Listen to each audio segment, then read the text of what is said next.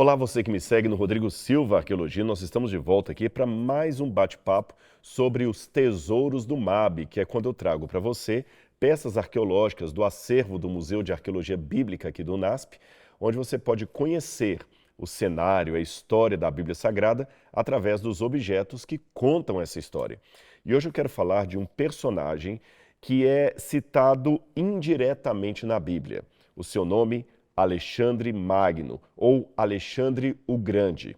Há muitas histórias de Alexandre. Alexandre foi um conquistador macedônico que também tinha relações com a Grécia, tanto é que a gente fala do Império Greco-Macedônico, que no quarto século antes de Cristo dominou uma grande parte do mundo antigo. Por exemplo, o Império de Alexandre, ele derrubou o grande poder da Pérsia. E depois ele dominou o Egito, a própria Macedônia, a região da Grécia, a região de Israel, ele dominou aquela região também, a região que hoje seria a Síria. Ele chegou até a Índia. Foram mais de 5.000 quilômetros numa extensão reta que Alexandre conquistou. E cada vez que ele ia, ele nunca voltava. Ele apenas conquistava e ia chegando. A história de Alexandre é fantástica, merece ser conhecida. Foi um dos mais interessantes e intrigantes conquistadores do passado.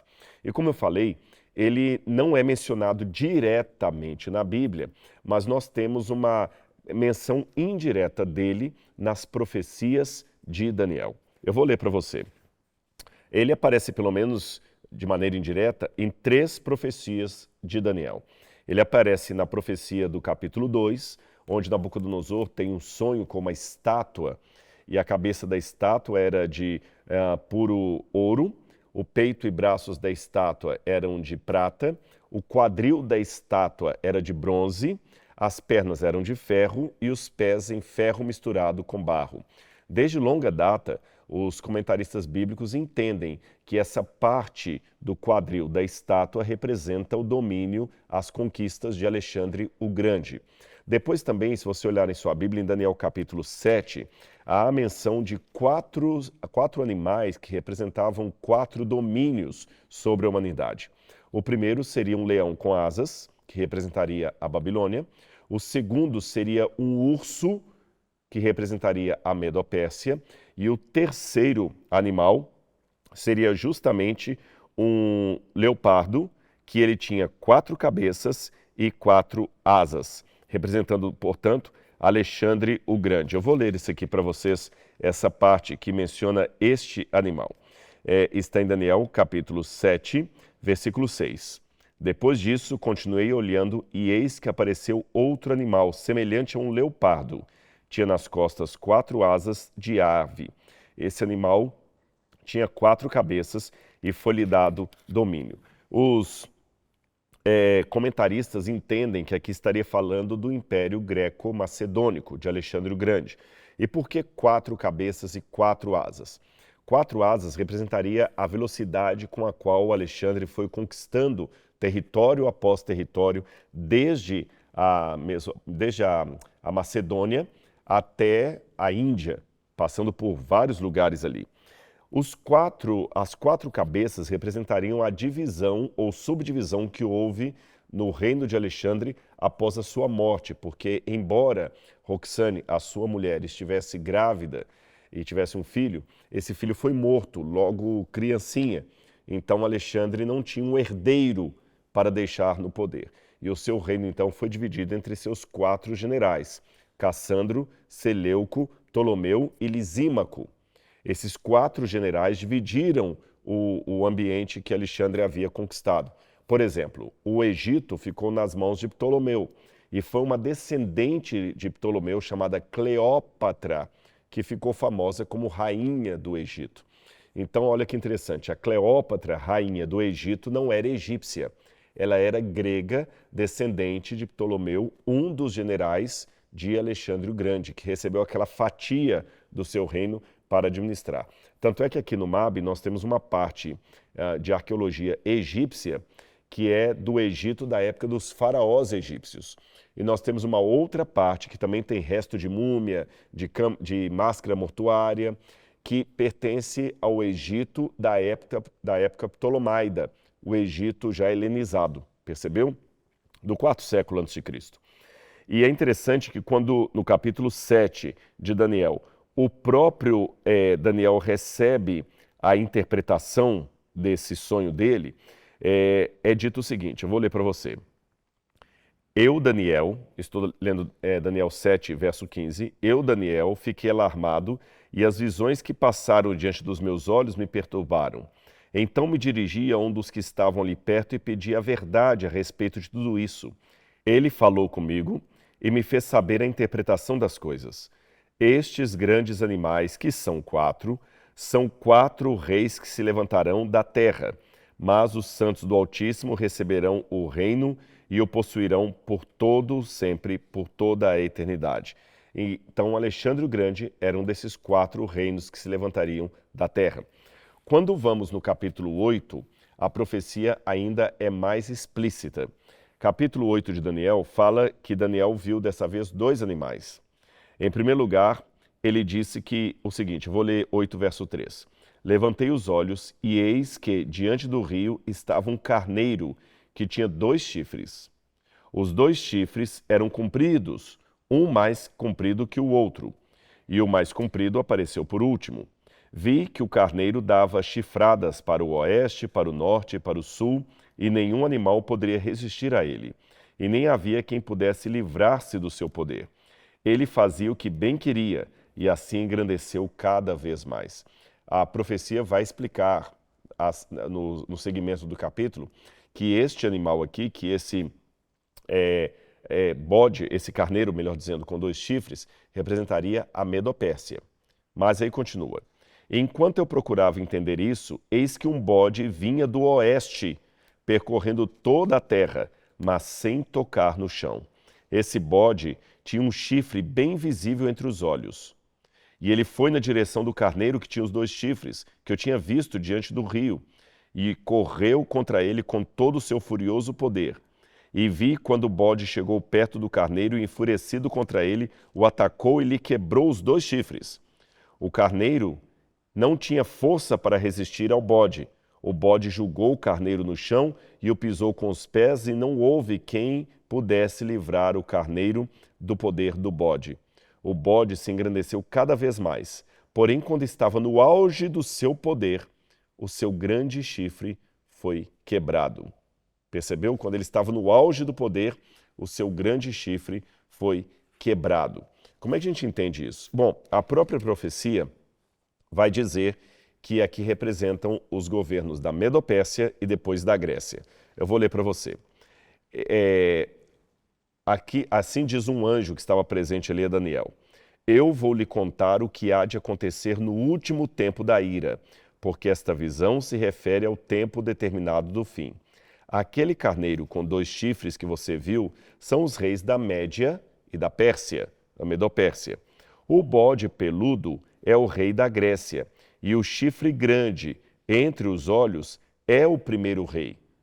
Ora, só pode ser Alexandre o Grande. O fato de o chifre ter sido quebrado, levantando-se 4 chifres em lugar dele, significa que 4 reinos se levantarão desse povo, mas não com força igual à que ele tinha. Então você vê, quando Alexandre morre, realmente 4 reinos se levantam ali, a partir dos seus 4 generais, como falei. Exatamente como a profecia disse. Então ela não dá o nome de Alexandre o Grande, mas certamente está se referindo a ele. Alexandre era filho de uma mulher chamada Olímpia e um homem chamado Filipe da Macedônia. Filipe era um sujeito assim intragável. Olímpia era uma mulher esperta, ela também era um tanto maquiavélica, mas sofria muita violência de seu marido Filipe. Ele batia na mulher, ele a espancava, e quando ela deu à luz a Alexandre, a mesma atrocidade com a qual Filipe tratava sua mulher, ele tratava também Alexandre quando era criança. E quando Alexandre começou a crescer, Alexandre tinha aquela vontade de conquistar. Tanto é que numa das vezes que Filipe voltou à casa depois de uma longa batalha, conquistando vários territórios, eles estavam comemorando e Alexandre chorava, copiosamente chorava de soluçar. Filipe, então, irado, falou: ei menino, por que você está chorando? E deu-lhe um tapa. Eu vou dar motivos para você chorar direito. E Alexandre, enxugando as lágrimas, falou assim: eu estou chorando porque o Senhor está conquistando tudo, e quando eu for grande não vai ter nada para eu conquistar. Vejam o espírito de guerreiro que já havia naquele menininho. Mas ele também foi crescendo com uma raiva do pai. E Olímpia, para proteger o filho, contou para Alexandre o seguinte: meu filho, vem cá, não chore por causa desse homem. Filipe não é o seu pai. E ele, enxugando as lágrimas: não, mamãe, não. Você é filho de Zeus, irmão de Hércules. Você é um semideus. Aí aconteceram várias coisas na vida de Alexandre. Quando Filipe viu que Olímpia estava levando o filho para o lado da mitologia e distanciando-o de seu pai, Filipe então fez uma coisa: contratou o filósofo Aristóteles para ser o tutor de Alexandre o Grande, porque a filosofia surgiu na Grécia para contrapor-se à mitologia grega.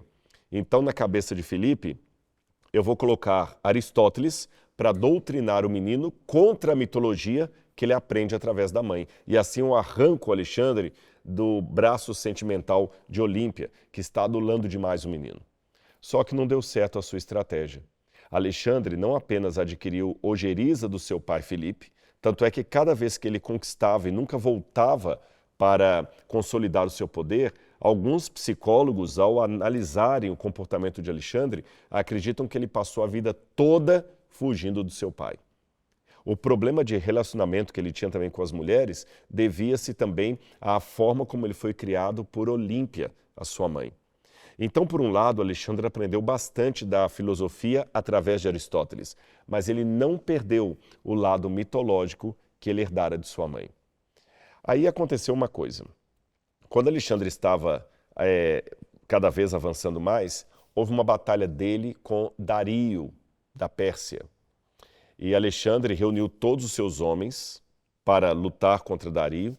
E Dario chegou, certa vez, quando os homens de Alexandre estavam no alto e conseguiram pegar os soldados de Dario num flanco mais abaixo, Alexandre gritou para ele: Dario, é melhor você desistir, porque eu tenho tantos arqueiros aqui que se eles jogarem as flechas de uma vez para o céu, nós vamos cobrir o sol. Ao que Dario falou: assim é bom que nós vamos lutar na sombra. Alexandre admirou a forma daquele homem agir e começou a batalha. Nessa época, Alexandre pensava que ele era um deus. Tanto é que eu vou mostrar para você uma moeda rara que nós temos aqui no nosso museu. Vou pedir um close sobre ela. Aqui você tem a imagem de Alexandre o Grande. Essa moeda foi cunhada após a sua morte. Mas note que Alexandre está com a carcaça de um leão na cabeça. Perceba que a cabeleira dele, na verdade, é a carcaça de um leão. Por que que as moedas de Alexandre trazem aqui a carcaça de um leão? Porque, acreditando que ele era irmão de Hércules, um dos trabalhos de Hércules foi matar o leão de Nemeia. Então Alexandre deixou-se retratar, embora, como eu falei, a moeda foi cunhada depois da morte dele.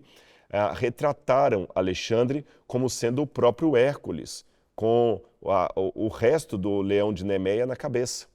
Ele era irmão de Hércules, de acordo com a sua crença. E não somente isso, no anverso da moeda, você tem exatamente a imagem do deus do Olimpo, Zeus, sentado num trono, segurando uma coruja na mão, e você tem em grego a inscrição Basileus Alexandros, ou seja, Rei Alexandre. E aqui é a imagem da divindade que ele acreditava seria o seu pai verdadeiro. Então Alexandre de um lado, conforme o seu suposto irmão Hércules, e do outro lado, Zeus. Lembrando que, de acordo com a mitologia grega, Hércules era semideus, porque ele era filho do grande deus do Olimpo. Na batalha contra os persas que eu falei para você, Alexandre descobriu da pior maneira que ele não era filho de Zeus.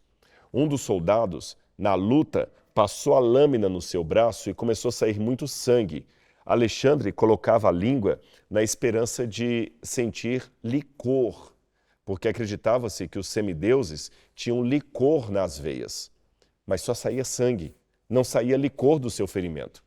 Assim, Alexandre aprendeu da pior maneira que ele não era irmão de Hércules, muito menos filho de Zeus. Ele era apenas um ser humano mortal, filho de Filipe. Ele ficou irado. E pouco tempo depois dessa descoberta, o Dario, que era o seu inimigo, foi traído por Besso, que era um sátrapa, um secretário de Dario. Ele matou o próprio Dario e trouxe o corpo dele até aonde Alexandre estava. Ele fez isso na esperança de receber de Alexandre algum agrado, algum prêmio. Veja, Alexandre, aqui está o seu inimigo, o rei persa. Eu o matei e trouxe para você. Se havia algo que Alexandre não suportava, era a traição. Além de não suportar a traição, Alexandre estava por demais irado com aquela realidade que ele não era filho de um deus. Sabem qual foi o prêmio que ele deu para Besso, para esse sátrapa covarde que traiu o seu próprio senhor? Alexandre mandou envergar 2 árvores em sentido oposto e amarrou o corpo daquele homem entre as 2 árvores. Depois, com sua própria espada, ele cortou a corda, as árvores voltaram à posição que estavam, rasgando o corpo de Besso ao meio. Trágico, não é mesmo? É assim que era feita a história de Alexandre o Grande. Mas não para por aí. A profecia disse que esse carneiro, esse bode, melhor dizendo, que tinha um grande chifre na frente, não é isso? Que esse bode, na sua força, teria o seu chifre quebrado e no seu lugar sairiam 4 reinos. É interessante que Alexandre não foi destruído por ninguém. Ele destruiu a si mesmo. Há algumas versões diferentes da sua morte. Algumas dizem que ele contraiu febre tifoide na Índia. Outros acreditam que ele teve um problema de embriaguez porque resolveu tomar um cálice para representar cada região que ele havia conquistado. Outro, que ele havia sido envenenado. Outro ainda, que ele queria beber um cálice de vinho para cada ano de sua vida. O fato é que Alexandre veio a morrer na cidade da Babilônia, ou por febre tifoide, ou por algum coma alcoólico, ou por envenenamento. Ele morreu quando estava completando 33 anos de idade, exatamente no ano 323 a.C. Assim, quebrou-se-lhe o grande chifre, e 4 generais assumiram seu poder. Essa é a terrível história de Alexandre o Grande, que tem uma relação com o contexto da história bíblica. E se você gostou desse conteúdo, eu quero dizer que há muito mais esperando por você nos vídeos e nos cursos que nós temos na plataforma A Bíblia Comentada. Eu vou deixar para você aqui o link onde você pode se inscrever, onde você pode se matricular e toda semana ter uma aula inédita sobre a Palavra de Deus, com muito mais informação do que eu apresento aqui nesses vídeos do YouTube. Que Deus abençoe sua vida. Eu aguardo você, então, na plataforma A Bíblia Comentada, que, aliás, já está entrando nos livros do Novo Testamento. Um grande abraço e até o nosso próximo encontro. Tchau, tchau.